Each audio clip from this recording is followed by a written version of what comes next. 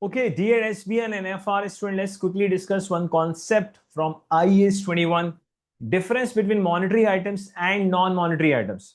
When we say monetary items, due to market conditions, the value of monetary item does not change. For example, accounts receivable is your monetary asset. Exactly how much cash I am going to receive, we know that.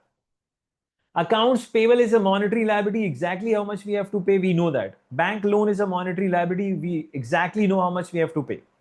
But when we say non-monetary items, due to market conditions, the cash value, the value of those items fluctuates. For example, property, plant and equipment is non-monetary asset. Inventory is non-monetary asset. Your intangible assets are non-monetary asset. Provision is a liability, but it's a non-monetary liability. So the key difference between monetary and non-monetary is due to market condition, the cash value does not fluctuate monetary.